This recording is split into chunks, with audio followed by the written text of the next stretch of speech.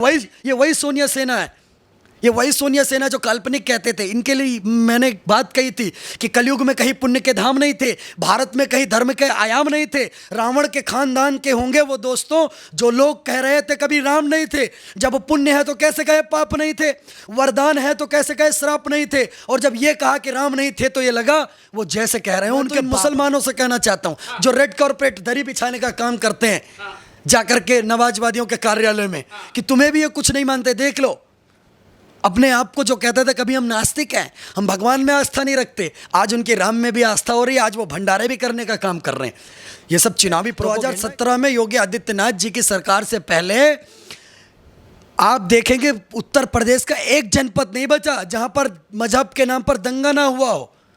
मुजफ्फरनगर 1.5 महीने तक जलता रहा। मौलाना अखिलेश यादव और कांग्रेस पार्टी के राजकुमार राहुल गांधी जी जाते हैं मुसलमानों से, उनके टेंट में मिल के आते, हिंदुओं से मिलने नहीं जाते। ये इनकी गोल टोपी, लंबी दाढ़ी, ऊंचा पजामा को संरक्षण देने का काम करा। आज ये लोग आकर के राम के ऊपर बात करने का काम करेंगे। सोनिया सेना पूरी आकर के आज राम मंदिर पर बात करने के काम कर रही है, लेकिन सोनिया गांधी खुद कहती थी राम काल्पनिक है, राम डज नॉट एग्जिस्ट। जिस देश के अंदर दशहरे पर छुट्टी होती थी, जिस देश के अंदर दिवाली पर छुट्टी होती थी, सुप्रीम कोर्ट ऑफ इंडिया भी बंद होता था। क्यों? क्योंकि दशहरे के दिन राम ने रावण को मारा था, दिवाली के दिन राम जी अयोध्या वापस आए थे। देश का सर्वोच्च न्यायालय भी बंद होता था। इस देश के अंदर दिवाली और दशहरे का त्यौहार मनाया जाता था। सोनिया गांधी खुद रामलीलाओं में जाके तीर कमान चलाने का काम करती थी, लेकिन कपिल सिब्बल सुप्रीम कोर्ट में खड़ा होकर के कांग्रेस पार्टी का वकील पूछता था राम कौन है। अब ये लोग आकर के राम की बात करेंगे कि राम का तो कोई अस्तित्व तो नहीं है। आपने सुना होगा कि एक चौपाई की हरि अनंत हरि कथा अनंता कहीं सुनाई बहु भी सब संता। राम अनंत हैं, उनको जिस प्रकार से जो डिफाइन करना चाहता है उस प्रकार से आप उनको डिफाइन करने का काम कर सकते हैं। राम इस देश की आस्था का केंद्र है। राम को राजनीति में नहीं डालना चाहिए। राम अपने आप में राष्ट्रीय नीति है। राम कोई व्यक्ति नहीं है, राम एक व्यक्तित्व है।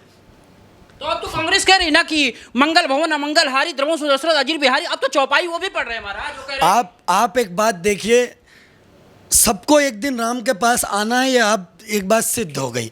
जिसको इतने बड़े बजरंग बली में मजा नहीं आ रहा उसको छोटे से अली में मजा नहीं आएगा। ये समझ गए हैं इस देश की राजनीति को, इस देश की राष्ट्रनीति को, इस देश की हिंदुओं की भावनाओं को, कि आप राम से विमुख नहीं हो सकते। राम से विमुख होगे तो आपकी 400 सीटों की पार्टी आज 40 सीटों पर पहुंच गई। जो सोने का चम्मच लेकर राजकुमार पैदा हुए, आज उनकी स्थिति ये हो गई कि आए छोटा सा बच्चा पैदा होता है, राहुल गांधी की फोटो दिखाओ तो कहता पप्पू है। तो आप इस बात को समझने का प्रयास कीजिए कि वही कांग्रेस पार्टी जो आज शंकराचार्य के बारे में बात करने का काम करते हैं, वही कांग्रेस पार्टी और नवाजवादी पार्टी जो आज गौ माता के बारे में बात करने का काम कर रही है, ये वही लोग हैं जिन्होंने कलपात्री जी महाराज जी के ने जब आंदोलन करा गौ माता राष्ट्र माता का, तो इन्होंने गोली चलवाने का काम करा साधु संतों पर। कितनी गायें उसके अंदर मरी। करपात्री महाराज जी ने इसी कांग्रेस पार्टी को श्राप देने का काम करा कि आज गोपाष्टमी है और मैं तुम्हें श्राप देता हूं कि गोपाष्टमी के दिन तुमने गाय को मारने का काम करा है, साधु संतों को मारने का काम करा है। मैं साधु संतों की हत्या के लिए तो तुम्हें क्षमा कर सकता हूं, पर गाय माता की हत्या के लिए मैं तुम्हें कभी क्षमा नहीं कर सकता। तुम्हारे कुल का विनाश हो जाएगा। और इंदिरा गांधी मरी, दिन था गोपाष्टमी। राजीव गांधी मरे, दिन था गोपाष्टमी। संजय गांधी मरे, दिन था गोपाष्टमी। सब देख लीजिए।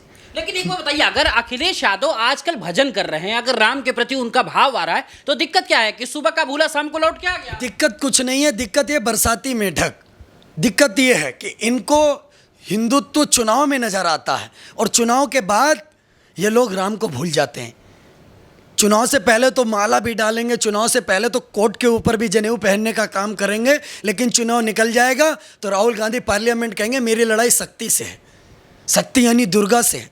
कांग्रेस पार्टी जिसके साथ जाके अलायंस करने का काम करती है स्टालिन के साथ, वो स्टालिन कहता है मैं सनातन को ख़त्म कर दूंगा। सनातन एड्स है, डेंगू है, HIV है, और ये लोग जाके उसके साथ गठबंधन करने का काम करते हैं।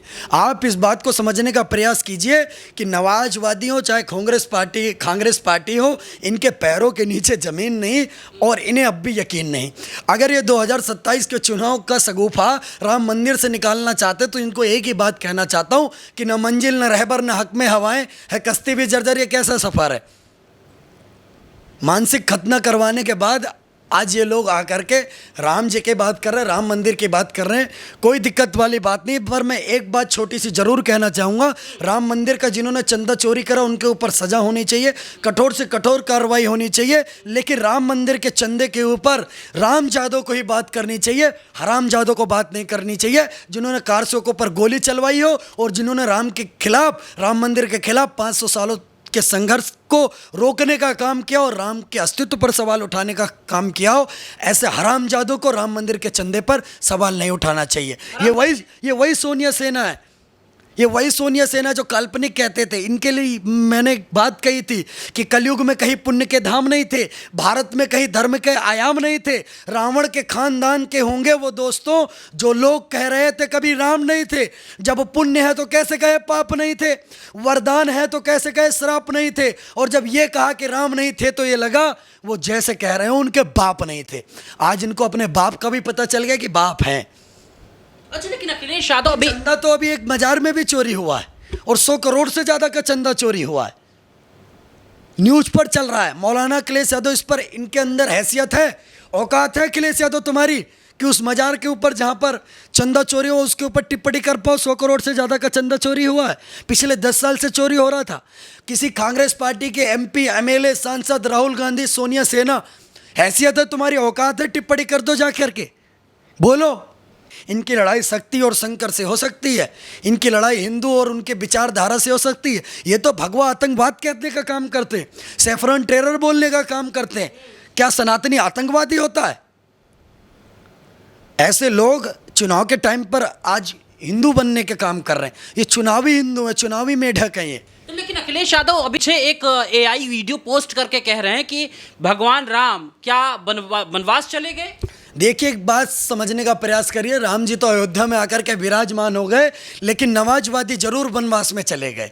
आप देखिए 2017 से इनका वनवास ही नहीं खत्म हो रहा, इसलिए इतना बिलबिलाए हुए हैं कि योगी आदित्यनाथ जी को घेरने के लिए आज इस लेवल पर गिर रहे हैं कि जो 20% वोट बैंक, गोल टोपी, लंबी दाढ़ी, ऊंचा पजामा, कटी पतंगों का था, आज उनसे भी विमुख होने का काम कर रहे हैं। मैं तो इन मुसलमानों से कहना चाहता हूं जो रेड कॉर्पोरेट दरी बिछाने का काम करते हैं जाकर के नवाजवादियों के कार्यालय में, कि तुम्हें भी ये कुछ नहीं मानते। देख लो, अपने आप को जो कहते थे कभी हम नास्तिक हैं, हम भगवान में आस्था नहीं रखते, आज उनके राम में भी आस्था हो रही है, आज वो भंडारे भी करने का काम कर रहे हैं। ये सब चुनावी प्रोपोगेंडा, इससे ज़्यादा कुछ नहीं। अब तो उनकी वाइफ भी जा रही है, देखिए काशी में गई, उनकी बेटी भी गई, दर्शन कर रहे हैं लोग, और फिर वो खुद हनुमान जी के कोट्स कर रहे हैं अखिलेश यादव। देखिए, मैं एक बात फिर कहना चाहता हूँ कि जितने बुरे तुम्हें लगे उतने नहीं थे हम। ये जो लोग आजकल राम मंदिर जाना शुरू कर रहे हैं, इनके लिए कहना चाहता हूँ कि जितने बड़े बुरे तुम्हें लगे उतने नहीं थे हम। गंगा की तरह रहे जो शिव की जटाओं में, जो लू से सूख जाए वो समंदर नहीं है हम, और लड़कर मरे रावण से बचाने को जान की हम गिद्ध जटाइयों में कबूतर नहीं है हम। अब कबूतर में 2 ले लो, नीले पीले हरे सब उसी में है। लेकिन अखिलेश यादव पे एक सवाल आखिरी हम करेंगे। अखिलेश यादव अगर एक तरीके से विपक्ष के नेता हैं, उत्तर प्रदेश में बड़ी पार्टी है, देश में भी बड़ी पार्टी है विपक्ष के तौर पे, अगर वो जताना चाहते हैं कि भाई चंदा चोरी नहीं होना चाहिए, और वो ये कहना चाहते हैं कि राम के मंदिर की जो आस्था, उनके चाचा भी कह रहे हैं कि हमने भी चंदा दिया था, जिम्मेदार तो। देखिए, आज राम के प्रति ये आस्था रखने का काम करते हैं। रामायण में राम जी कहते हैं, निर्मल मन सो मोहि पावा, मोहि कपट छल छिद्र न भावा। छल से अगर आप राम जी को पाने का प्रयास कर रहे हो तो वो तो राम जी हैं, वो राम जी हैं। उनके खिलाफ आप छल करने का काम करोगे। अरे नाम से क्या होता है साहब, नाम तो बहुत लोगों का बहुत कुछ था, नाम तो अखिलेश था इनका, पर नाम के आगे मौलाना लगा दिया। मौलाना अखिलेश यादव जो हिंदुओं के खिलाफ बोलने का काम करे, जिसको सनातन से दिक्कत हो, जिसको साधु संतों से दिक्कत हो, जो कारसेवकों पर गोली चला दे, जो राम मंदिर के मुद्दे पर सवाल उठा दे। आप एक बात सोच करके देखिए, 2017 में योगी आदित्यनाथ जी की सरकार से पहले आप देखेंगे उत्तर प्रदेश का एक जनपद नहीं बचा जहां पर मजहब के नाम पर दंगा ना हुआ हो। मुजफ्फरनगर 1.5 महीने तक जलता रहा। मौलाना अखिलेश यादव और कांग्रेस पार्टी के राजकुमार राहुल गांधी जी जाते हैं, मुसलमानों से उनके टेंट में मिल के आते, हिंदुओं से मिलने नहीं जाते। ये इनकी राजनीति थी। इनकी राजनीति के अंदर आतिक अहमद, जिसने हिंदुओं को प्रताड़ित करने का काम करा, कमलेश तिवारी जैसे लोगों की हत्या करवाने का काम करा, ऐसे लोगों को संरक्षण देके माननीय बनाने का काम करा इन लोगों ने। तो कह तो रहे हैं कि पीढ़ी आने वाला है, बदलाव की लहर है, बयान अच्छा एक बात बताइए, जिन शंकराचार्य जी को ये साथ लेके चलने का काम कर रहे हैं, ये तो कह रहे पिछड़ा दलित अल्पसंख्यक, ये तो शंकराचार्य को भी नहीं मान रहे क्योंकि वो ब्राह्मण है। मतलब शंकराचार्य जी से मजाक कर रहे हैं क्या ये? नहीं, उन्होंने अभी फेर बदल कर दिया, कह रहे हैं एक मतलब अगड़ा हो गया, अल्पसंख्यक जो था। आप एक बात बताइए, मैं फिर आपसे वही बात कहना चाहता हूँ कि ये लोग इतने झूठे मक्कार किस्म के हैं कौन? कि मैं यही लोग कि अब एपी दूसरा बनाने लगेंगे। ये राजनीति इनका धर्म है, ये नेता बड़े बेशर्म हैं और सेक लेते राजनीतिक रोटियां जब देखते तवा घर में। ये सब चुनावी मेढक के चुनावी एजेंडे, इनको कितना प्यार है कितना प्रेम है सब दिख रहा है। अखिलेश भैया का जब जन्मदिन था तो उनके समर्थक कैसे ही वो बनारस में देखिए उनको त्रिशूल पकड़ा दिए, मुकुट उनको पहना दिए। ये तो हमें अंधभक्त बोलने का काम करते, तो फिर वो कौन सी भक्ति थी? ये तो हमें अंधभक्त बोलने का काम करते हैं। और मुझे अंधभक्त बोलो, इससे कोई दिक्कत वाली बात नहीं है, मैं अंधभक्त नहीं हूँ। मैं जो सामने है साक्षात मैं उसको मानता हूँ। मैं भगवान राम जी को मानता हूँ तो अयोध्या में राम मंदिर जाता हूँ।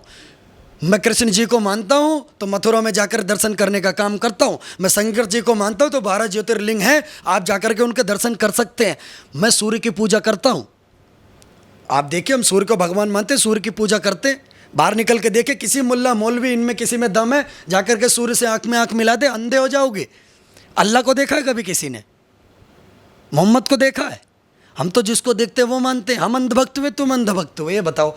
जो लोग हलाला अपनी बहन का हलाला करवा देते हैं कि आज हम अपनी बहन का हलाला करवा देंगे, सोचो कि आज आपके साथ जो आपकी वाइफ है उसको आप मौलवी के साथ एक रात सुलवा दें और उसके बाद वो पाक हो जाएगी, उसका हलाला हो जाएगा। तो ऐसे लोग आकर के हमें अंधभक्त कहेंगे।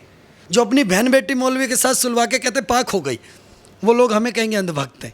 तो आपको नहीं लग रहा कि अखिलेश आ रहे हैं कि इतनी तेजी से मुद्दा उठा रहे हैं? 27 में सपा, उत्तर प्रदेश से सफा, बिल्कुल। क्योंकि इनको उत्तर प्रदेश की जनता को अच्छे से पता है कि उत्तर प्रदेश में टोटी चोरों के लिए कोई जगह नहीं है। उत्तर प्रदेश को अगर उत्तम प्रदेश बनाना है तो माननीय मुख्यमंत्री योगी आदित्यनाथ जी के नेतृत्व में बन सकता है। इसीलिए हम कहते हैं यूपी प्लस योगी बहुत उपयोगी।